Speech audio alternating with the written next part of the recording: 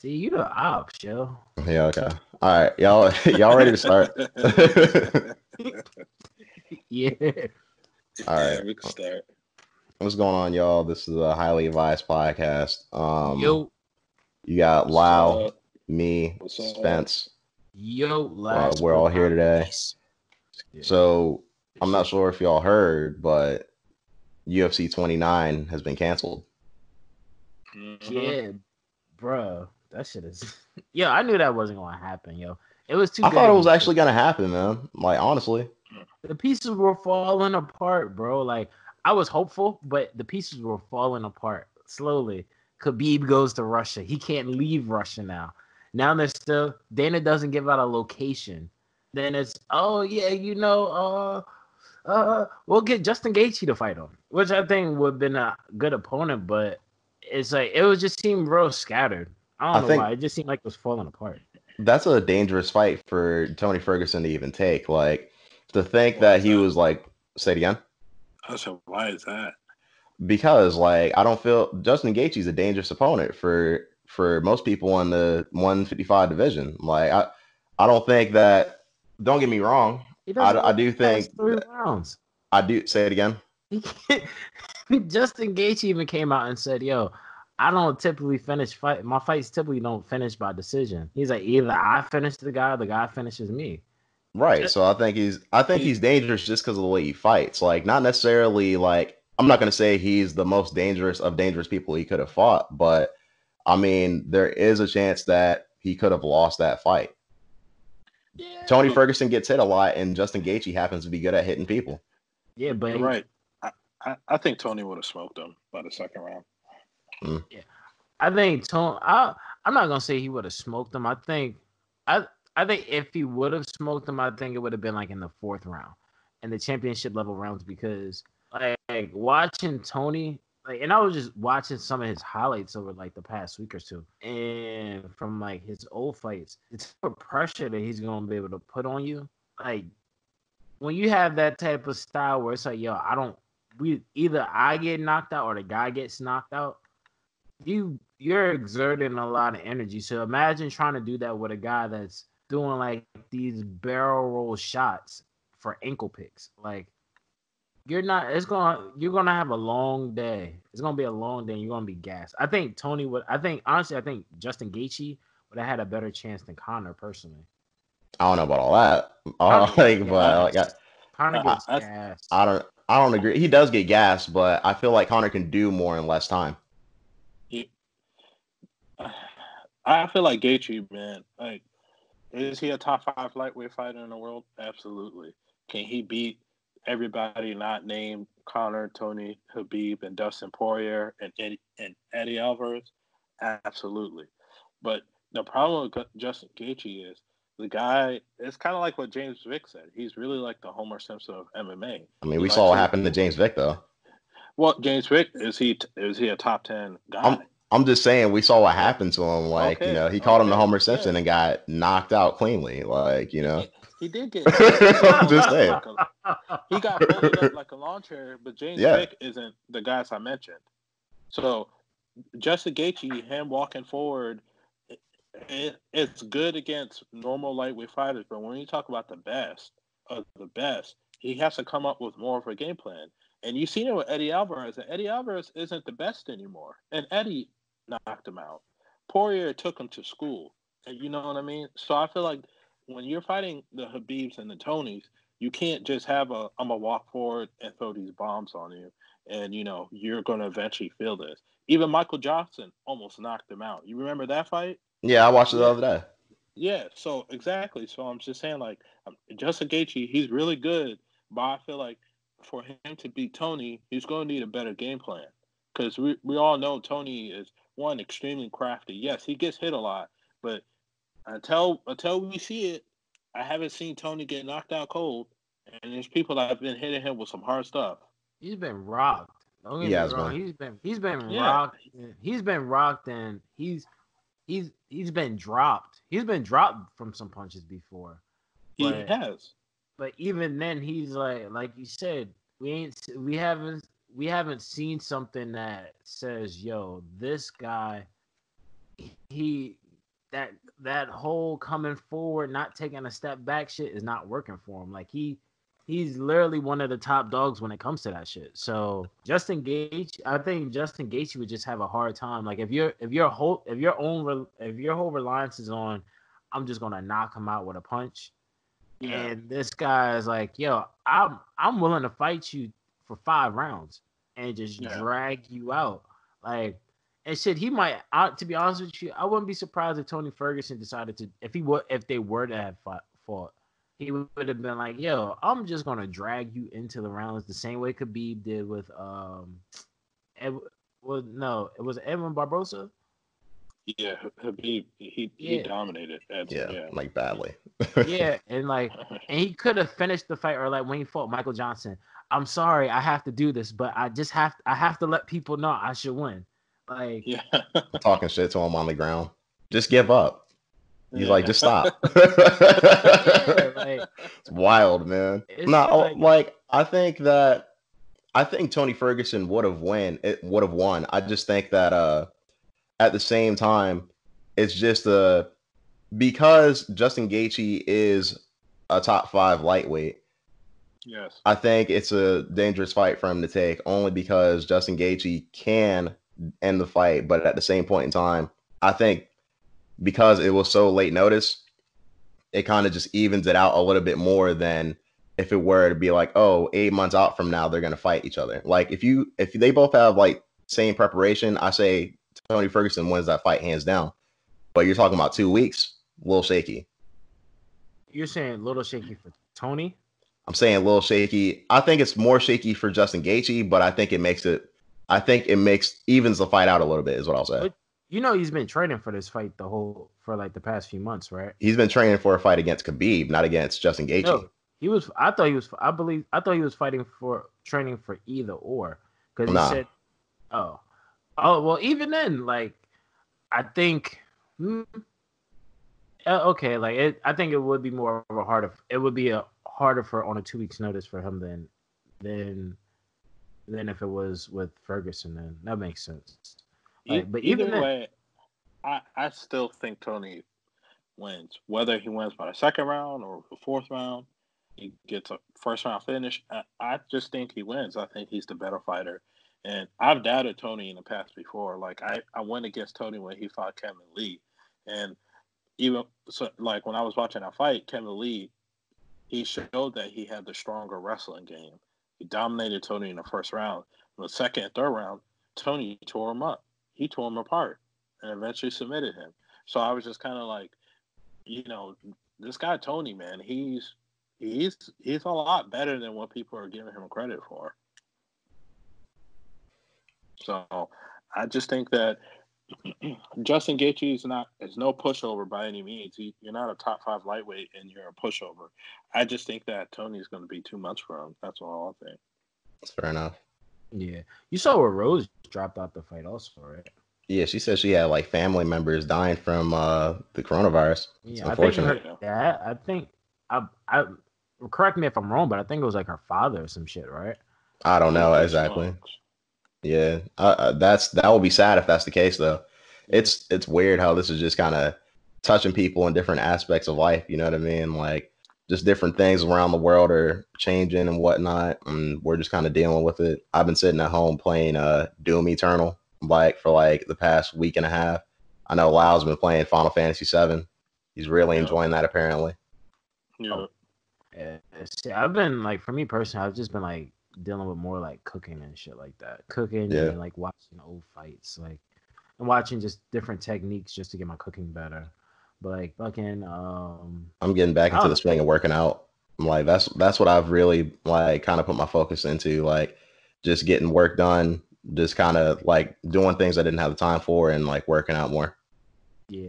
I mean, that's what you got to do. I mean, I was listening to a book actually that was talking about that, where I think they said it was Einstein. I believe it was Einstein. He became Einstein during the plague. Like, really? Wow. Yeah, apparently like the plague was like 20 months. And like 1960, I was listening to this earlier today because I try to listen to books when I work out. So I believe it was like 1665 or some shit like that. He was about to graduate from Cambridge, and the plague hit, and pretty much people from like London or whatever came to the countryside. It spread like rap. Everything. I'll put it like this: everything the book was saying was about the plague was happening today. Like I'm like, oh, and it kind of happened in little places. People are trying to get away from it, so they brought the disease other places. Cases are building up, multiplying by the days.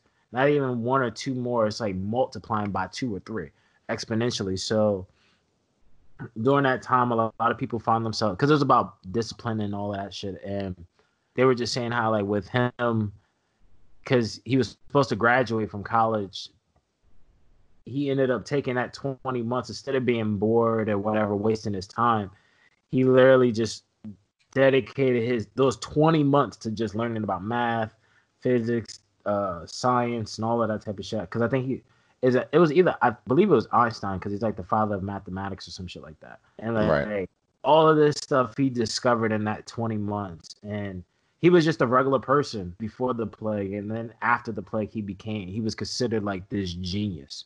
So it's when you have the time to really get it, like now everybody has time. So me personally, I don't mind people who just want to spend this time to rest and spend time with their family, because that's also important. And you have the people who like, say it again. They'll be there. Yeah, okay. Like, you got people who want to spend time with their family and loved ones, and then you got people who, actually want to improve their life, and I feel like right now is the perfect time, you know what I mean? Yeah. I think it all, to some degree, all relates to improving your life in some aspect, whether it be, I want to spend more time with my family. And maybe that gives you more of a sense of like comfort and understanding of like what your values are. Because the world we live in, man, it moves so fast, and with technology making things 10 times faster. A lot of times you don't think, oh, let me go hang out with my family. Typically it's like, oh, well, no, I can't talk right now. I'm working on this. And then it's, hey, I'm done for the day, but this is my hour of leisure for myself. And then I'll hang out with you for like 30 or 40 minutes. Right. That's true. Now it's, oh, well, shit. Oh, well, I'm kind of stuck here with you. Oh, you speak. You have good opinions. And then you start to learn the values of like for some people, they learn the values of like what like life really is, like in a spiritual aspect. Because like this shit is gonna last longer. Well, I mean, that some people are talking about like trying to open some things back up next month, which I think would be a terrible idea. Like I think, what? Just like what? Just different. You're hearing different reports of like saying like the timetable is trying to open up certain things during next month. I'm not sure. Don't quote me, but because I don't know exactly as to what they're trying to open up. Say it again. You're an expert. Go ahead. Yeah. Okay. No, like I don't know exactly what they're trying to do, but I think they're trying to move in the direction of that. I feel like this might not be done until June, July, when we're actually able to walk outside. My job, my manager, she said that they're trying to move us back into our offices by July. So I can only imagine that means they're trying to move a certain amount of people back before that. So like, you know what I mean? It's just, I feel like they're going to start moving in the direction of that. But if we notice like a spike of cases of COVID-19, then we're all gonna have to come back inside. Why not just have us inside for a while and then move forward afterwards, instead of trying to move forward right now and possibly risking something that you don't want to risk? Because it's the lack of patience of man. Yeah, I think it's greed personally, and money. I think people want money, and that's what it is. And that's what it is. I agree with Nigel. Yeah, and I mean, and that's true. I agree with that, but I don't think that's completely bad. And greed. Well, let's hear me out. You gotta think about this, right? So from the standpoint of just unnecessary greed is horrible. Okay. But I think from a stand of economically, it holds some weight in this situation, because I have a question for you then. All right. Well, go ahead and Like, finish I was your gonna say, let statement. me finish first. Like, Okay. my thing is, my thing, so my thing is this, right? Like, all right, so some companies are probably realizing shit. If we keep this down till August, let's say if let's say if the consensus is September, this will be completely gone, zero cases. September, you may have a small dense population of people, not even a dense population, a very small population of people that still contract this or still have it, but you're able to close them off. But well, hell, by September, your bit, let's say, and I don't want to use your job, but someone's job could go, a company can go belly up by then. But they know, well, hey, we got enough capital to hold us over until X amount of time, maybe till July. And they say, well, hell, we can kind of and we can figure out procedures so that we can get people back in without risking their health.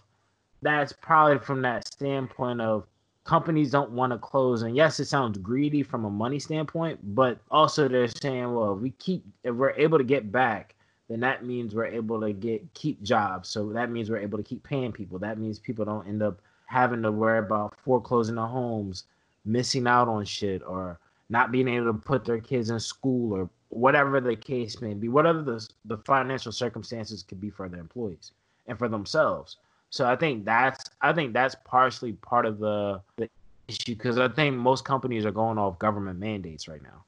Well, I mean, is that greed or is that just trying to keep your company like running? You know what I mean? I don't think that's necessarily greedy to say like, hey, we have a business and we need to have open buildings in order to make it run. Like that's when I'm thinking greed, I'm thinking, hey, like yeah, we're losing like we can survive through this, but we can make more money if we're open. So let's open now instead of waiting. That's greedy.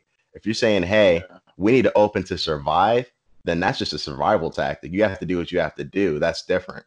But what if that's also the survival? But what if this is all still a survival tactic of, hey, we can say, hey, we if we don't open until September, we can narrowly make it through with pay cuts and possibly letting people go. Versus, oh well, if we open back up, we'll be able to generate more money, so we don't have to worry ourselves with the concerns of not just us, the people that at the quote unquote top, but all our employees, that we don't have to worry about cutting their jobs. Because like you have some companies that there's some companies that are burning through millions and millions of dollars every week, Right. and they probably have enough reserve and so forth, and with the reserve and relief money to probably last longer. But they're probably saying, hey, we can get people back earlier, it'd be better because we'll be generating more money to cover from the loss that we've already. I don't know. I don't necessarily think that's greedy. I think that's just it depends on the company and what they're willing to do to survive through this. You know, like if you have to make pay cuts and you have to, lay off some people to survive, then, it's just the way it all trickles down. It's unfortunate, but at the same point in time, I understand why some companies are doing that.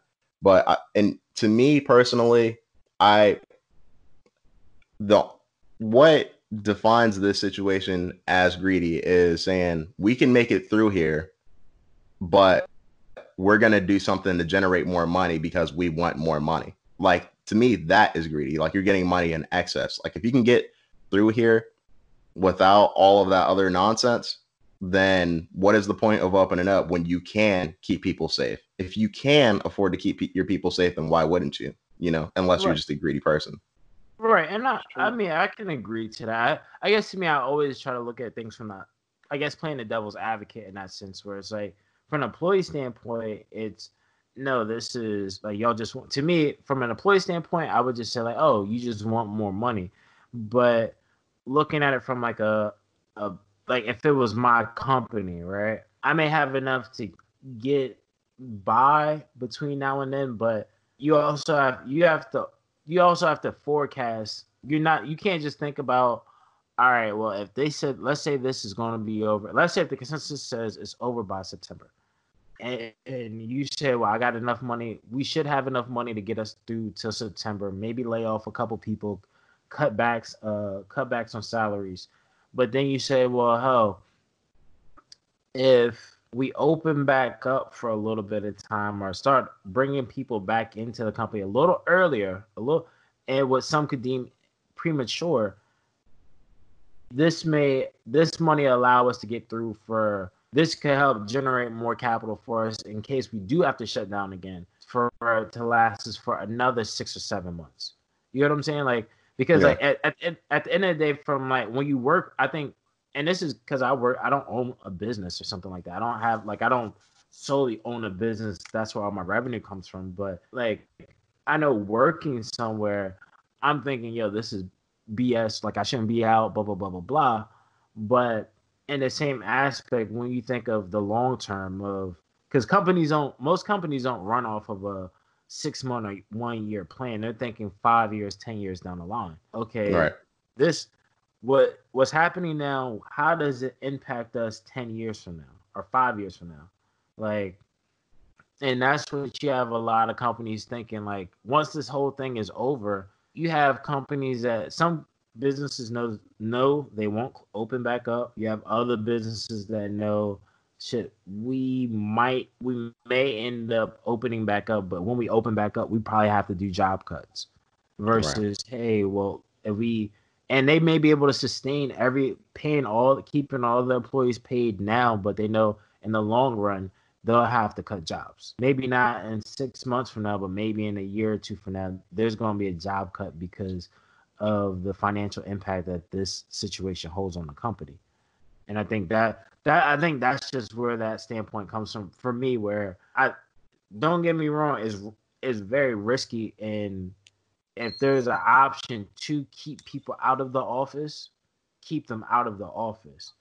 But if you're able to still generate that expected income while keeping people out of the office. But in the same regard, I understand from the 5-year aspect of, once this whole thing subsides, what's the economical impact of it? And the economic impact is going to speak volumes down the line. I'm not saying it's right and I'm not saying it's wrong. I'm just saying, like, just from that standpoint of just trying to see from their purview of, oh, well, we can make more money if we open back up. But if we open back up, yes, there may be some risk. So maybe we figure out precautionary measures to allow people to come back to work without having to worry about them contracting it. So it's just trying to figure out those measures, taking those measures. So, okay, if we can have people come back now, we don't have to worry about laying someone off a year from now or 2 years from now or 16 months or 18 months from now. So, well, I mean, like, the way this is affecting things is like hitting different areas of life, I feel like, in a certain way. It's hitting the jail systems. Like, you heard about even YNW Melly apparently has COVID-19, and that's why he wasn't able to get out like 6ix9ine. I know, just different. Crazy. Go ahead. No, it's crazy. That's crazy. Like, I don't know. Did you see Twitter? Nah, what happened? With that. Because you know how he said he's like bipolar. Like, he's like I forget who he said, like, one person is like the good person, another person is like the evil person or something. Like, no, that sounds like he has like I can't remember what the actual schizophrenia. No. It's not schizophrenia, I believe. I think it's not schizophrenia. I think it's multiple personality disorder or something like that. Yeah, it's something like that. I don't want to say, like, I'm not sure what the actual term is, but it sounds like he has something along the lines of that. Yeah, I think they've labeled it either somewhere between multiple personality and schizophrenia or something like that. But like, even like, cause you know how he had the song with "Murder on My Mind." It's a good song. It's a good song, man. Like, I like that song a lot. But nonetheless, like, the whole shit, like, everything is crazy right now, though. The XFL got shut down. I was reading about a few. Yeah, the XFL is done. Like, there's a few football players that apparently are just free agents. That I saw a few ones that said, I've never been a free agent before in my life, but now I am, and I need a job. Yeah, they were just saying, like, I need a job now, and like, some of those people aren't going to go to the NFL. And realistically, the draft's about to come up. There's about to be a whole bunch of rookies that are going to be available and ready to go to the NFL. Like, they're not going to need some people who they already got tape on and they know their strong points and their weaknesses. It's just it. Yeah. I mean, some of them probably end up going just to be, and they'll probably be utilized in some capacity, but not all of them. Like, I mean, it's just kind of I don't know how to really feel about it because it's just a little. I don't know. I think that's one of them things you just have to see how it plays out. No, I was going to say about the XFL that it's really sad. I mean, I know it was out of Vince McMahon's control really because of the whole pandemic, but it's sad because what was happening was a couple of the XFL players that were getting selected to be, second string players on certain NFL teams, and then or at least like practice squad. And now with this whole thing shut down, probably like a good 98% of them are not even going to be even looked at. It sucks because the XFL was given opportunity for those who couldn't make it to the best of the best to still play football at a professional level. And then it's just a sad scenario all around. You know what I mean? It's crazy, like, just to think that, like, they've effectively lost their job because of something that was completely out of their control. Like, just like, the people who are working, people all over the United States, they're just losing their jobs. You know what I mean? Like, it's crazy. Yeah, it's just, I mean, shit, it's kind of, it's the whole thing is really kind of wild when you think about it. Like, everybody ends up like you said, everybody's losing their jobs, and it's just a rollover of the effect of it. Like, you see it, like, and well, I know for the UFC that's not going to happen where people lose their jobs, Right. but like those executive decisions, like you have fighters similar to like when we were talking about how the UFC got shut down, 249 got shut down. Like, that came from an executive order from like ABC and ESPN. Like, the CEOs told Dana, nah, they pulled the plug on it. But even like, granted, like those fighters didn't lose their quote unquote job, but they only eat if they fight. And it's like, it's right now. That's indefinite. Like, not Connor. Dan. I think Dana was saying for them, like they were just going to do something like on Fighter Island or some shit. Like, I think he was going to try to put all those fights on Fighter Island. Which, yeah, I was hoping it was going to go down because this would have made a really good like 30 for 30 one day, like just this whole situation. But what do they say? It was on some type of Native American tribal land or something like that. Yeah, it was going to be in Tachi Palace, which is not controlled by the government. It's actually, like sovereign land type of deal. So with that, there is no federal regulation against it. And then the people who run Tachi Palace, which is a casino, by the way, they were all for it and they were ready for it. But just like Sven said, ESPN, Disney, those top guys were kind of like, hey, look, we're not going to have this a go. So Dana had to go ahead and shut it down and cancel it. And because of that, that's why those are out. And I think in the private island stuff, he was going to do that for like the international fighters that were flying overseas. But with ESPN stepping in and saying, hey, no, that pretty much cuts everything out already. And Dana, he doesn't want to go against the ESPN people because they're the ones that's forking him over millions of dollars right now. Right. So they're his business partners. So why would you do that? Yeah. And plus, like with that situation, he I think he said how he's gonna rectify everything because, like you said, if you have no control, you have no control over that. Like, if the highest rank, like the CEO of ESPN and ABC are coming to you and saying, nah, pulling the plug, you're SOL on that. But you look at it from his aspect of he's going to rectify with everybody that's been involved. From the fighters, he's going to figure out how to make sure the fighters are still able to get paid or make money still from this whole ordeal. I think with Tachi Palace, he said he's going to make sure he hosts a big fight there. Yep, he did say that. Yeah, because he said Fighter Island's still going to happen, which I think, honestly, I think that Fighter Island shit is going to end up being a 30 for 30. Like, I think it should, man. That's Mortal Kombat at its finest, bro. Essentially, yeah. It's Mortal Kombat at its finest. I went back to watch Mortal Kombat the other night after just seeing like this whole hearing about like what Fighter Island is, and I'm like, yo, in every breath of the word, you're literally taking fight. Like honestly, I said to myself, it'd be crazy if if he told Justin Gaethje, you got to swim to the island to fight. Like I'm just thinking of Dana White being Shang Tsung. Like that's all. Just like just the image of him. Just his face photoshopped on his body, man. Yo, that shit would be so dumb. Oh god. I'm gonna see if I can Photoshop that shit. Yeah, I'm gonna try too after this shit's over. Because that shit is funny. Like him really being Shang Tsung is gonna be. That's really all he is in this whole fight. Like I'm picking this guy. Like imagine if he puts Conor McGregor on Fighter Island. Or Conor McGregor is fucking Goro. That's who that is. He's just waiting, chilling. Yeah, you're right. In order to get to Dana White, you had to get through him first. Like you can't do anything else. Yeah, do nothing. Speaking of Conor, right? Did y'all listen to not to switch topics so quickly, but did y'all listen to Tory Lanez album? Nah, I didn't. I just listened to the one song with Conor on the intro. Oh, I was gonna say like, yeah. He, you remember the double champ? I apologize to no one that Conor did. He did that as Tory Lanez used that as an intro to I think it was like Stupid or something like that. Stupid again. Yeah, he's like I first and foremost I want to apologize to absolutely no one. That double champ does what he wants. Like, bro. I'm about to listen to it. What do you think about it, Spence? Tory Lanez album? Yeah.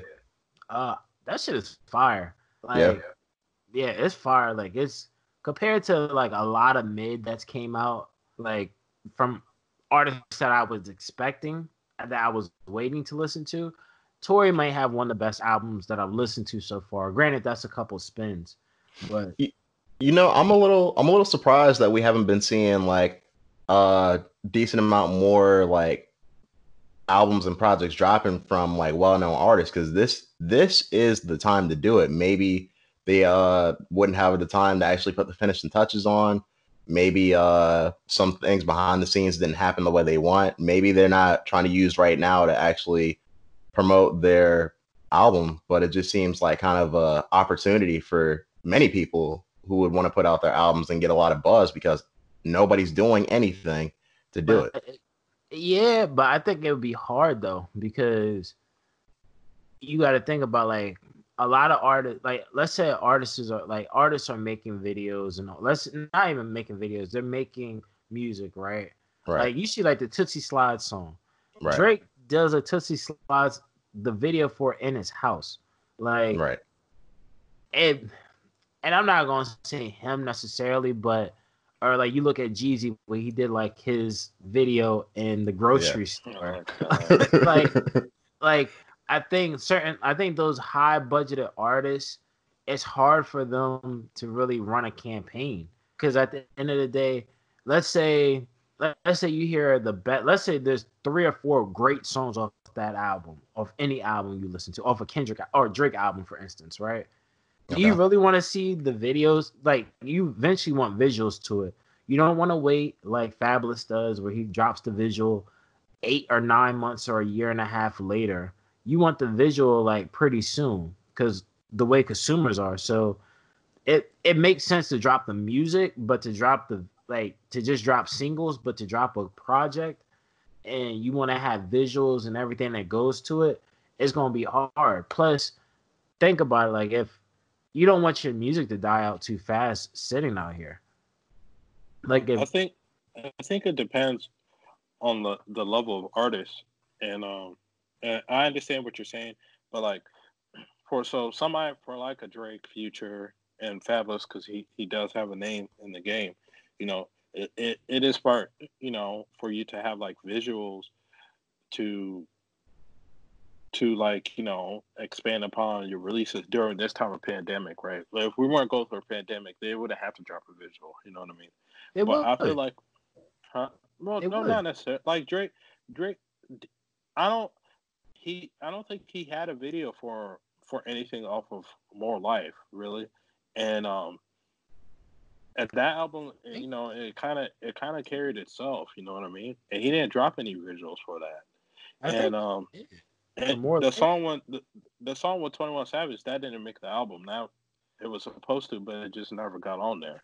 So I wouldn't really count that as a More Life single. But I mean, if he did, definitely point it out. But right now, I just can't think of any. But I feel like for artists who have lesser names and all that stuff like that, I feel like this is the time for them to like continue to drop music as much as possible and without the visuals. Because like with Drake, his mansion, which is like a castle, he's going to be able. I mean, his videos are going to look spectacular, right? But not everybody got Drake money, so if their visuals are limited to the front of their driveway, or them just going to like an abandoned building where it's them and a couple of friends dancing around with guns, I don't think people are going to be like, I don't need the video. You know what I mean? You know, it would be dope if like an artist could drop their album, and Denzel Curry just recently put out an album with Kenny Beats, and there was like a cartoon video that went along with it. It's like you don't necessarily need to be outside in order to do that.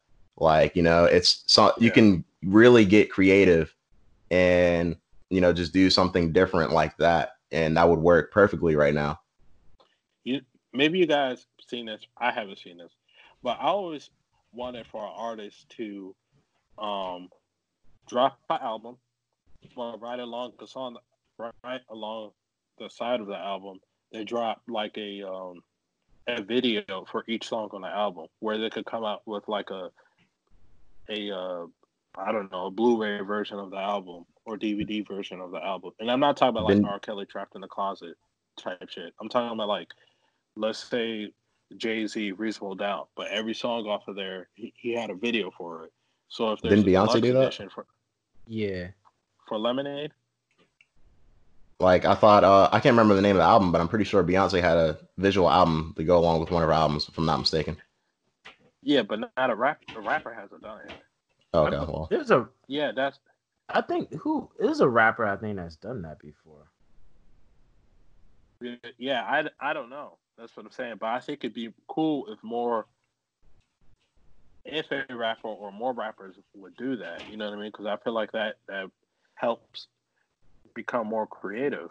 You know, It helps, you know, change the line. Because I'm telling you, like 90% of the rap videos today, or 90% of like content that rappers put out is, you know, a bunch of guys standing in the background, waving, toting guns, or a couple strippers in the background. And I feel like those videos get old real quick. They're really quick, you know what I mean? And that's why I feel like music videos are not a thing anymore. Back in the day, people used to love go watching music videos because they were actually, you know, and essentially they were like a short film. You know what I mean? I don't want to say they're not a thing anymore, but it's definitely changed how they're put out. You know what I mean? Like just like the whole situation around music videos. It's like I would say there's no like TRL or like 106 in Park anymore. But I mean, like, you know, you have different artists who will put out their videos and they actually are a big deal on like YouTube or whatever. I think it just depends really on who the artist is and how. I think it depends on the visual they use, and I think it depends on who the artist is putting out that visual. That's what I'll say. Yeah, because I was gonna say, I think you have artists. There's artists that I have to find it because I think Kanye did something similar to that before. But you have some artists that have created like videos for every single. It's a rarity to see that sometimes, but you do have artists that have done that. But a lot of art, I think, not all, but there are. I think now you're starting to see more videos come back now with actual like concepts and higher quality that we kind of grew up on, like from like your J. Cole's to Drake has tried to do it, but I don't think it was as effective. Kendrick Lamar, I think I don't know if Party's done that. I know The Weeknd. Hell, The Weeknd. I think his last video for off this new album. It's a video, but it's kind of somewhat of a concept that derives from multiple movies. I think it's primarily like Fear. I think it's The Joker, Fear and Loathing in Las Vegas. and it's like 2 more movies I can't think of, but I think nah, it's not Pulp Fiction. I think Casino. Casino's another one, and I forget the fourth movie. But Casino like is you a have, movie. Like it's a good movie. It's a long one though. My bad, guy. It's good. it's a class. It's one of my favorites, but it is extremely long movie. But like you have artists like that they figure out ways and concepts. But I think right now, like you said with Denzel Curry, where he's dropping music. He dropped like a cartoon video to hold like he dropped a cartoon video, but I don't know how well that works, how effective that is across the board for your major artists. Like for like your major artists that have to appeal to multiple fan bases. Like I think Drake can do it, but even like for Drake, like for Scorpion, he released what God's Plan. God's Plan. Yeah. I think it was God's Plan or God's Plan, and then Nice for What. Like he did those videos as a pre-treatment for the album. Right. So like when you have certain artists, I think when they work at that level, we're trying to tell them, hey, you need to bring it back, pull it back, and now you just have to figure it out on your own, because a lot of those videos you got to realize it's not, and I don't know, but I'm quite sure Drake isn't saying, hey, this is the video I want to do, this is the concept that we're going to shoot. A lot of times that's all in the videographer. So if you have some, like if a lot of those amazing videos that we got from the 90s came from Hype Williams. I don't think DMX is going to be able to make that video on his own. I don't think Mace can make some of those videos on his own. I don't think Nas can make some of them videos on his own. Like I think now, like Lau said, like you see a lot of rappers just doing like the very essential, toting guns, smoking weed, woman shaking their ass. Like I think that's always been more of like the rapper centric thinking, Right. in the video. So, but even then, like I think Tory Lanez, he had something similar to that, but for this album, but I didn't watch the whole video though, because I wasn't a fan of the song until the album dropped. But he had something similar to that, I think, also. But then for him though, in his case, like his promotional tool is quarantine radio. So, and that works out in its own way. Like quarantine, and even with quarantine radio, Instagram had pulled it, right? Yeah. Yeah. I'll shut it down for a few days or whatever the case is. Yeah. I mean, it made sense why they shut it down, though. Why did they shut it down? Because they shut it. Well, because there was like naked women, not necessarily but naked, but there was women on there doing stuff that the public wouldn't really approve of. You know what I mean? Like, and I guarantee you, but multiple people reported it, and that's why it got shut down. You know what I mean? Yeah, and I think that's to me personally, They didn't shut it down because it was Tory Lanez and they disliked Tory Lanez or nothing like that. I think they shut it down because of that, man. Anytime you have sexually explicit things, you know what I mean? It's always subject to be flagged and reported and such and all this such stuff. Then you always got people who hate too. You know what I mean? So right. and I think that's more where that came from though, where because like some of the same girls have done just as crazy stuff on their Instagram pages, if not less crazy. Like they've gotten flagged for like some Instagram models have gotten flagged for like the simplest stuff, and whether it be like, oh, the skirt is too short, and you realize, oh, it's someone that just genuinely hates, whether it's, and I'm not going to say it's gender specific, but it's just like I think you have some people that find that you have some people that just don't like BET Uncut to some extent. Like, yeah, the haters, so the dumb people out there who can't appreciate, the magnificence of the women, of the womanly body, those people, get them out of here. It sounded like you was about to go in your freak bag for a second. Nah, not on here. I can't. Yeah, but you got that can't be on the podcast. You can't do that. You gotta think about it from like a from the outside though, from a public standpoint, right? You have parents out here who are like, look, yes, BET Uncut is for adults and it's for mature audiences or whatever, but there is children that Fuck those kids, man. no, no, We no. don't, You we could don't say need, Michael we don't need to Jordan, worry about those kids. no. No, nobody cares about the damn kids. You could Wow. say that. You could say that all you want, man, and I know you're saying that as like a joke or whatever like that, but that's how serious it is. You're gonna have stuff. You even have parents, like for example, that think SpongeBob is too mature for kids. And so it's kind of like that's why that stuff is very limited or very private these days, with stuff like that. Because you have people out there who are like, oh, no, no, no, no. This shouldn't be out there for the public because we wouldn't want our children to see stuff like that. That's why everything is so, PG and so controlled. It's not like back in the day, man. Like, remember cartoon shows like Ren and Stimpy where it's very adult-like and stuff like that. Remember, and even back in the day, pro wrestling where it was a lot more violence and they cursed a whole lot more and all that. BET and Cut is another example. It's just that now we just live in a really sensitive climate, and that's why all this stuff is flagged, reported, and toned down. I don't even think we live in a more sensitive climate to some extent. I think users just have more control over the climate than once before.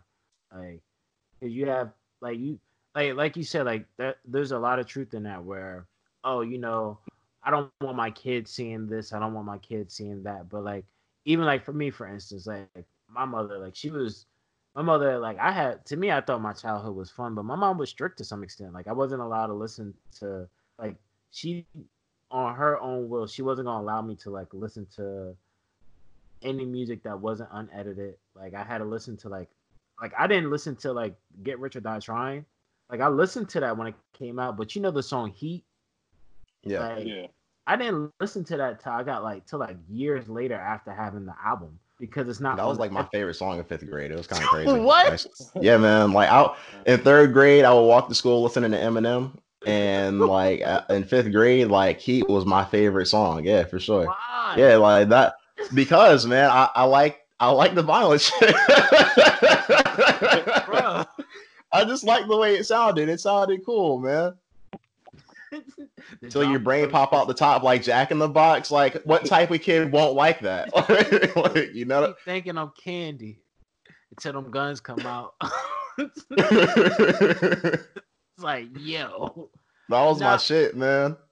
I believe it. Like, I mean, I get it. Like I get it. Like, but even then, I think even as a child, like I heard the song, but I heard the song like being around like family members and them playing the album, and I'm like, I've never heard this song before, and like, oh, my mom's not here, so let me listen to it. So like, I get it. Like a lot of that stuff. Like even I remember staying up late to watch BET Uncut and like seeing Tip Drill for the first time. Like I literally had to deprive myself of sleep till like not even deprive my. I forced myself to stay up till like 1:30, 2 o'clock in the morning just to watch that. That Girls Gone Wild infomercials, like he was all that shit. I was a curious kid, and I like women. Like it's like it was what it was. Like keep thinking I'm candy till you smoke your pop. No, look, man, like like Jack in the Box. I agree that definitely for it to be out in the public for children, that definitely some parents won't want their kids seeing that, and that's fair enough. But what my question to that is, what responsibility is when it comes to that type of content, right?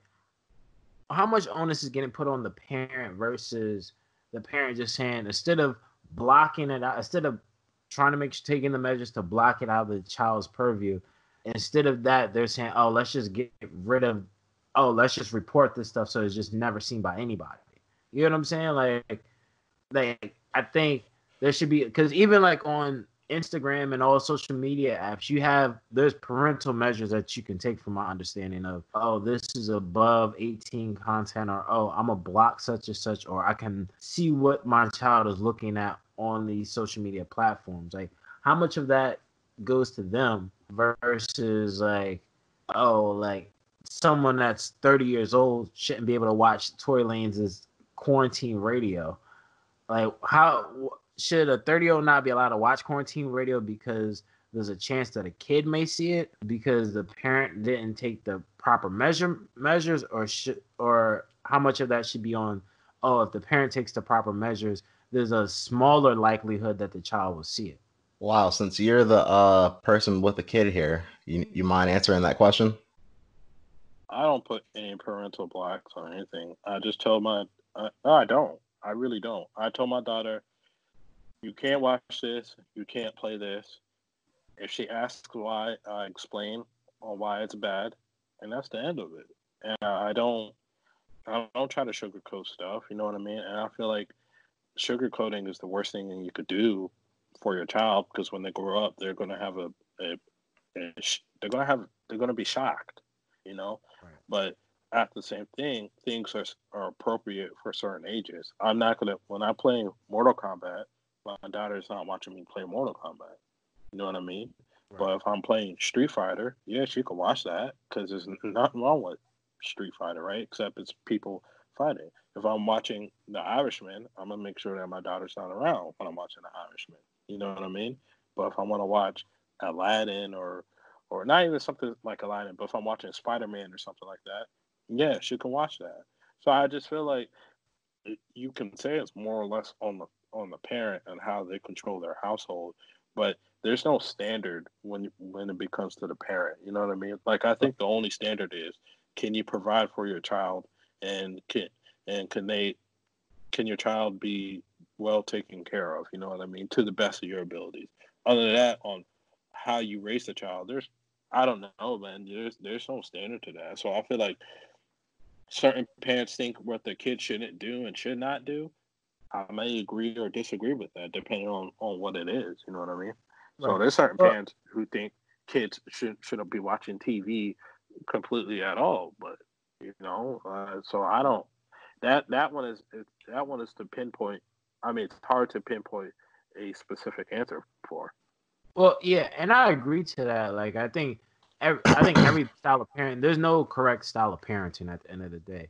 But I think for me, I think my opinion on it is just like, I can't tell someone how to parent their child, but I also believe, like, you shouldn't tell me adults shouldn't have any impact. Someone shouldn't have an impact on what I watch because they don't want their child to watch something. And I think, to me, like, and I'm not saying you as a parent, but I'm just saying it, like, any parent, like, everybody parents differently. Like you said, you may say, hey, don't do this, don't do that, and your child listens, while other children may not. So my thing is, like, if I want to watch, it's like saying, like, if I want to watch the Black Rambo on Instagram, right? He shows off Yeah. different guns that he buys, shoots guns and everything like that. If I want to watch that, I feel like I shouldn't have a problem watching it. But you'll have some people that are parents that say, I don't want my child watching something like that. So instead of just, like you said, like how you do, hey, you shouldn't watch this, and this is the reason why. And like, you, from what it sounds like, you haven't had this experience, but let's say someone else does, where the kid doesn't listen to them and still does it.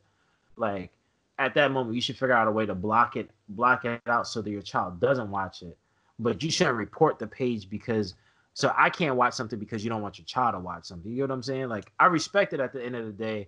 Oh, if I came over your crib and I'm like, hey, you trying to watch The Irishman or whatever. If I'm like, yo, you want to listen to this new Gucci album, but your daughter's there, I understand. No, I'm not playing that. You know what I'm saying? Like, it's a respect thing, one, and Right. two, that's just Right. your style of parenting. But it would be the same as saying, like, there's some parents that be like, I think Gucci Man shouldn't be making music at all. We should just, like, just go against Ban anything rap that, music. yeah, like, There's people like that in all facets. Like, for example, like my grandfather, he's a doctor, and he's very vivid that he does not like anything with physical contact. He hates boxing. He hates movies with what any type of action in it. He's not like that at all. And he's one of those people where he believes that stuff should not even be glorified. My physical therapist is the same way. He doesn't understand, why people like things with violence in it at all, whether it's entertainment, not whatever. And so there's people like that who are like the whole gung ho. I want to go, and if I can, I will report it and ban it. Because it's their beliefs, and that sucks for people like us, where we're entertained by certain things. But the world is bigger than us three, so you're going to have people with opposing views all the time. Right. Yeah. Exactly. And I mean, don't get me wrong. I'm not saying you shouldn't have an opposing view. I think to me, when it comes to quarantine radio, right? To some extent, like quarantine radio is something that's like groundbreaking on Instagram because of the amount of viewers that it has. So it's to some consensus, quarantine radio is probably the biggest live stream you can have on Instagram. It's the biggest live stream on Instagram with almost like, I think 350,000 people viewing it at one moment in time. Like, yeah, like, and I'm not saying it's wrong to say like, oh, I don't think girls should be showing their bodies off and everything like that. I agree to some extent. I don't think it's right. I don't think it's completely right, but that's whatever a person wants to do with themselves. Right. But I think someone shouldn't tell. I think just because I don't agree with it, like for me, like some stuff I see on Instagram lives, I just turn it off or I'll unfollow the person and just keep it pushing instead of me saying, oh, let me report this. Now, if it's like, granted, I guess it all is subjective, because if it was like if I saw someone like making like racist comments and like very vulgar statements, I'm going to report them, because I just don't believe in promoting hate speech at all. And it doesn't even have to be like it's hate speech against black people. It's just hate speech in its entirety. Like, and I agree with you there. Like I don't like hate speech at all. You know what I mean? No matter what race or wherever you come from. But there's an audience for people who enjoy hate speech. Like there's an audience for people who enjoy women twerking, and there's opposing audience that doesn't like neither, and that's going to report. True. So that's, you know what I mean? So it's like for us, we're going to be like, man, that's lame. It's corny. It sucks. But for those people, they think they're doing some justice. You know what I mean? Yeah. Speaking of hate speech, right? Well, I don't even want to call it hate speech, but I was watching some clips of Dr. Umar, right? Oh God, no. man. So are we all right? Hold on, wait. Well, no. Are we gonna get into him this week, or are we not? Because I don't know what's going on with him. Yeah. He's a funny guy, man. I don't honestly, I don't even know what to really make of it. I wanted to let Nigel know something interesting. I don't know if you know or not, but you know how he's creating these two schools, right? Right. You know where they're at, right? And one's in Wilmington, from what I hear. Yeah. Wilmington, Delaware. Wilmington, Delaware. Like right up the street from me. Yeah. I could easily see him at like a supermarket or something like that, just chilling, hating on white people. You know what I mean? Like yelling at them. What does he call his Dr. Umar Johnson. Mama Oya or something like that? Oh, Fatunde? No, that's what he calls himself. The Prince of Pan Africanism, notorious RBG. Yeah. Fatunde. Mother Oya, I think, is like the name. Mother Oya. Yeah, they're watching me. Mother Oya, they're watching me. Yeah, he's an interesting guy. You know what I mean? Like, this is it's just too much, man. For real. He's like, I watched the video because like apparently if you go on YouTube and type up Dr. Umar Johnson funny moments, there's like a series, like a 20-part series. Yeah. And I was just watching one of them. And Bull was like, he was like, sisters are asking me why I need two wives. Sisters are asking me why I need two wives. Sisters are asking me why I need two wives. Well, I'm gonna let y'all know why, right? So he takes some rocks and he drops them on the ground. And two rocks show face up and Two Rocks show face down, right? Okay. And he puts them together and he's like, that's why I need two wives. So if you want to be he's like, bro, what are you talking about? He's like, that's why I need two wives. So if you send your application into me, make sure you send a headshot and your resume, and make sure you have the second wife on the resume as well.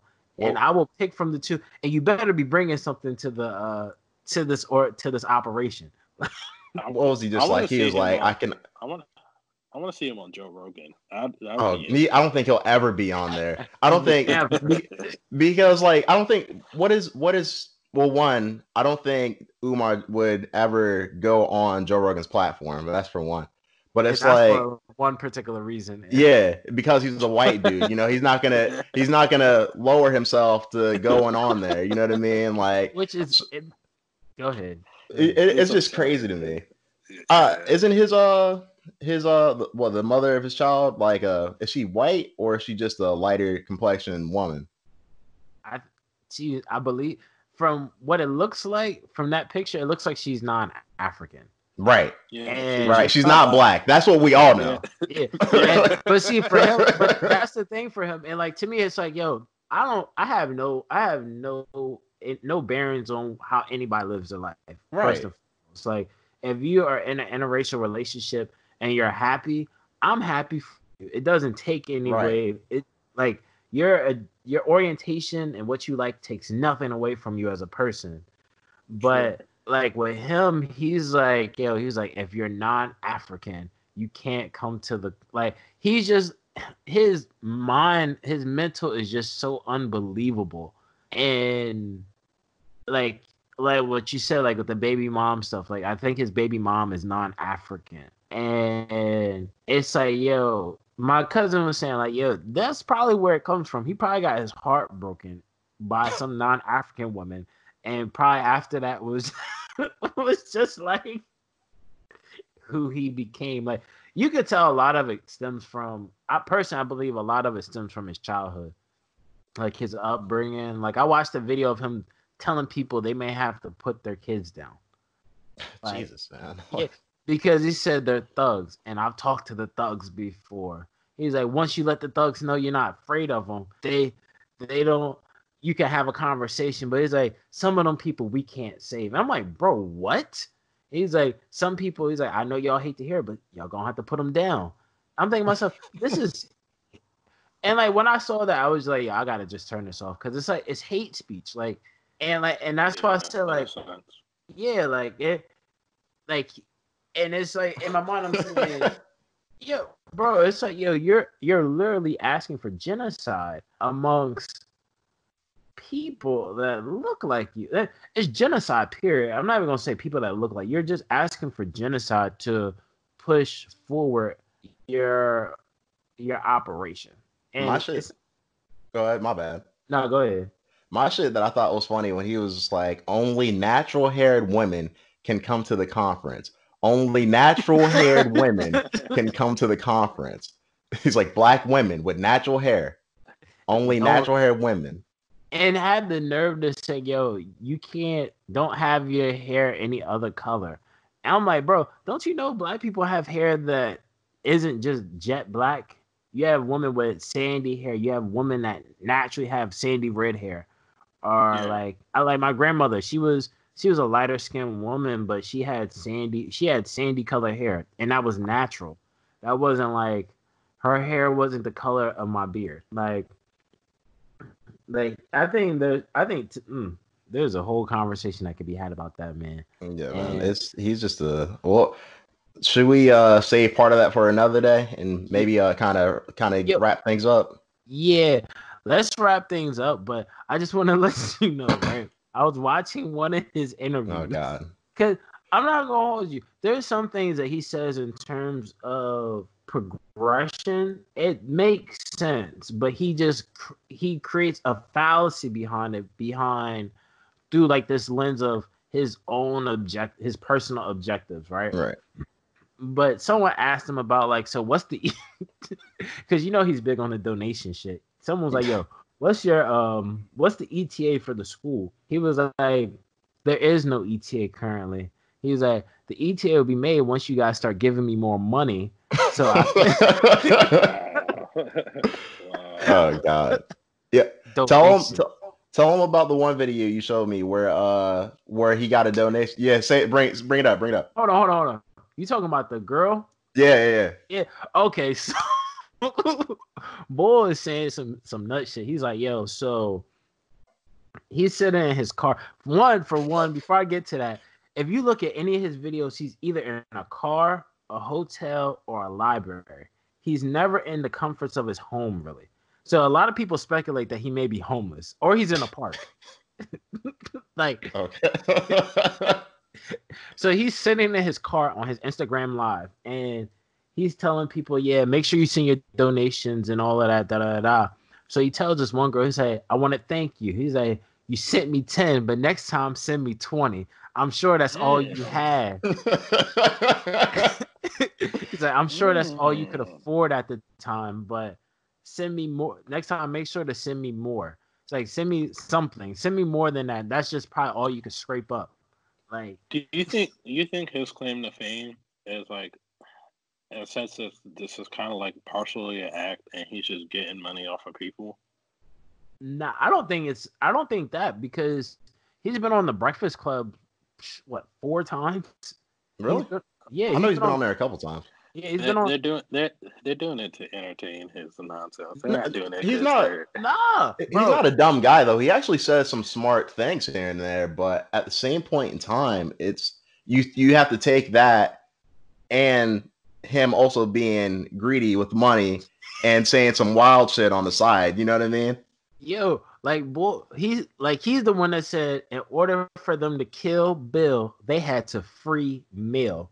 Like, and like you could tell, there's some parts where even on the Breakfast Club, you could tell there's certain parts that's like, okay, he's just talking and they're just letting him go. But there's other parts of his interviews that these are like the highlight reels of like the funny moments. But when you take the funny moments out of like his conversations, he's a very smart individual. So I think that's why they bring him on every so often.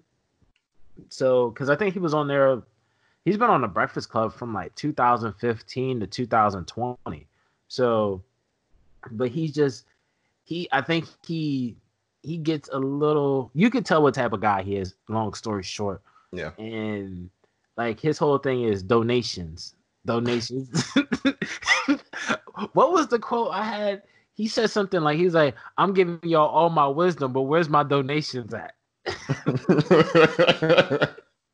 Yeah, I'm about to watch some of those funny moments, man, because he's a lot, man. Like, for real, he's a lot.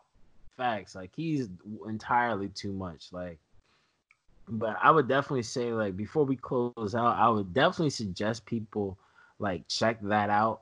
If you get a chance, check that out. And like, because the shit is funny, man. Like, we'll just be talking, like, he just be talking, and people give him money. Like, you saw the one video I sent you where he told him, like, you know, I'm happy, I'm gracious, but I'm not happy.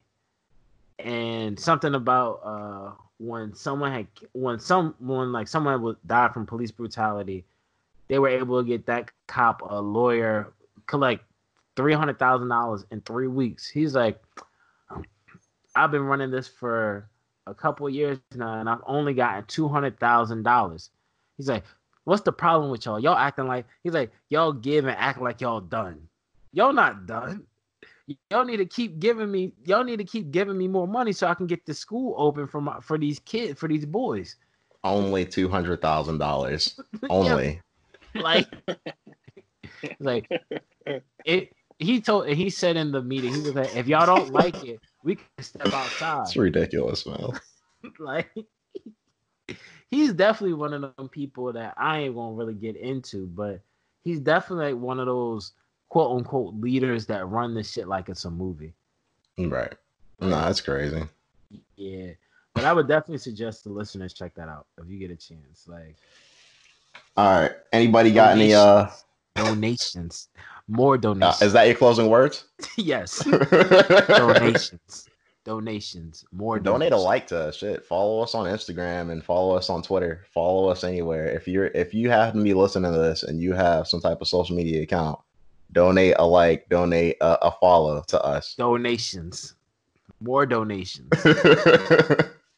Wow, do you have anything?